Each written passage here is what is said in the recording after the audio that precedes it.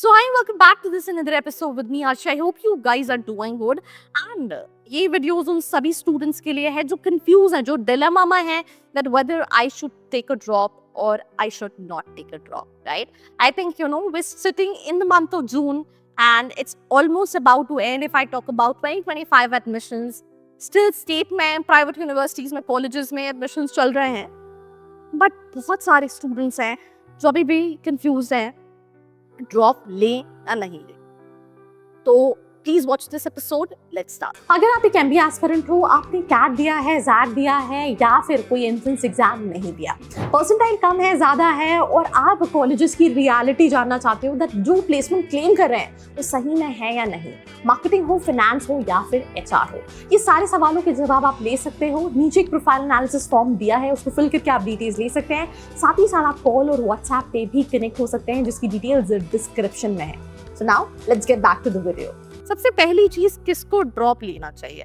अगर आप academically sound कर रहे हो, आपके academics which is 10th 12th graduation, why I'm telling you this because if we talk about India के top colleges, to get into those colleges it's not only about your CAT percentile, it's also about your profile. Let's in case तुम्हारा किसी में 50% है, then in that case getting into decent colleges becomes a difficult task.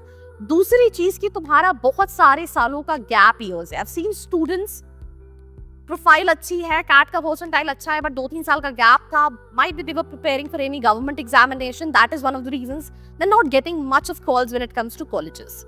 तीसरी चीज कि अपने दिल पे हाथ रख के बोलो, राइट? आई थिंक मैंने गलत साइड हाथ रखा हुआ है। आप अपने दिल पे हाथ रख के बोलो कि क्या आप कैट में सही में 94+, because if you talk about even CAT calls, वो भी 94+ परसेंटाइल पे आते हैं। तो अगर तुम उतना परसेंटाइल स्कोर कर सकते हो तो definitely you can take a drop and prepare accordingly. तुम्हारे पास 5-6 महीने हैं, तुम प्रॉपर्ली स्ट्रैटेजाइज कर सकते हो, उन सारे सेक्शंस पे काम कर सकते हो और एक अच्छा स्कोर करके एक अच्छे कॉलेजेस में जा सकते हो।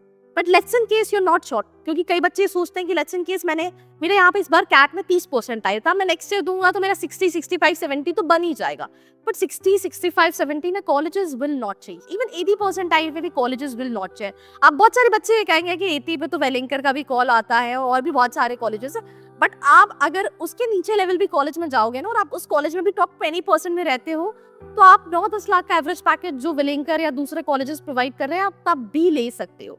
तो सिंपल सी चीज है, ड्रॉप लेने का सेंस उन्हीं स्टूडेंट का जो अकेडमिकली साउंड कर रहे हैं, बहुत ज्यादा गैप नहीं है, प्रोफाइल उतनी ज्यादा इम्प्रॉपर नहीं है। ऐसा नहीं है कि कम प्रोफाइल पे कॉल्स नहीं आते हैं, बट ये बहुत रेयर कंडीशंस में है। अगर हम ब्रॉडर पर्सपेक्टिव पे बात करें तो I've seen students with almost 99+ percentile, but just in case they were not having, academics were in 70s, they're still not able to get calls from older IIMs. So that is something what we need to understand. Decision analysis करके लेना जो है वो बहुत important है। अगर आप एकदम without any research, without any, sitting with yourself, without looking at CAT का syllabus decision लोगे कि आपको ड्रॉप लेना चाहिए नहीं लेना चाहिए, तो I think that will be absolutely a wrong option to decide for. So that will I suggest, sit with yourself, analyse that how much you capable, आप कितना स्कोर कर सकते हो। ट्रस्ट मी, आपसे बेहतर आपको कोई नहीं जानता है।